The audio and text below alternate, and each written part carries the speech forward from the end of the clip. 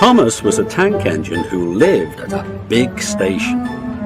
He had 6 small wheels, a short stumpy funnel, a short stumpy boiler, and a short stumpy dome.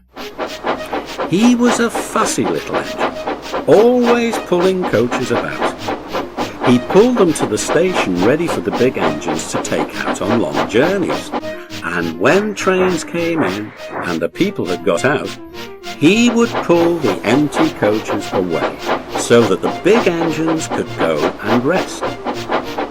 He was a cheeky little engine too. He thought no engine worked as hard as he did, so he used to play tricks on them.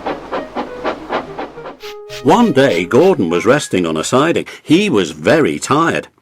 The big express he always pulled had been late, and he had had to run as fast as he could to make up for lost time. He was just going to sleep when Thomas came up in his cheeky way. "Wake up, lazy bones," he whistled. "Do some hard work for a change. You can't catch me." And he ran off laughing.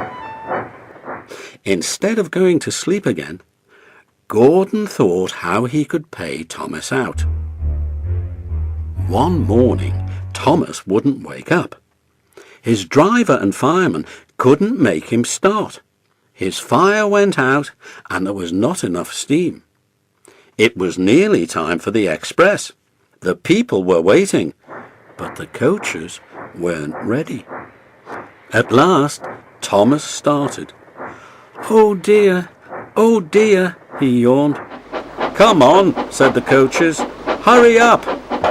Thomas gave them a rude bump and started for the station. "Don't stop dawdling, don't stop dawdling," he grumbled. "Where have you been? Where have you been?" asked the coaches crossly. Thomas fussed into the station where Gordon was waiting. "Boop, boop, boop, hurry up you," said Gordon crossly. "Peep, pip, peep, hurry yourself," said cheeky Thomas. "Yes," said Gordon, "I will." And almost before the coaches had stopped moving, Gordon came out of his siding and was coupled to the train. "Poop, poop," he whistled. "Get in quickly, please."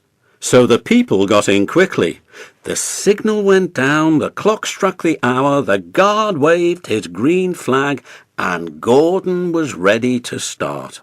Thomas usually pushed behind the big trains to help them start, but he was always uncoupled first, so that when the train was running nicely, he could stop and go back. This time he was late, and Gordon started so quickly that they forgot to uncouple Thomas. "Poop, poop," said Gordon. "Peep, peep, peep," whistled Thomas.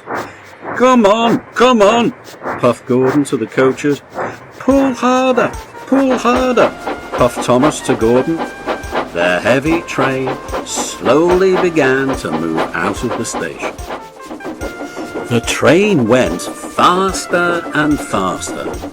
Too fast for Thomas. He wanted to stop, but he couldn't. "Peep, peep, stop, stop," he whistled. "Hurry, hurry, hurry," laughed Gordon in front. "You can't get away, you can't get away," laughed the coaches.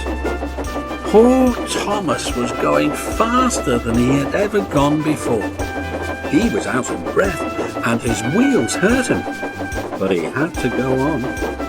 "I shall never be the same again," he thought sadly. "My wheels will be quite worn out." At last they stopped at a station. Everyone laughed to see Thomas puffing and panting behind.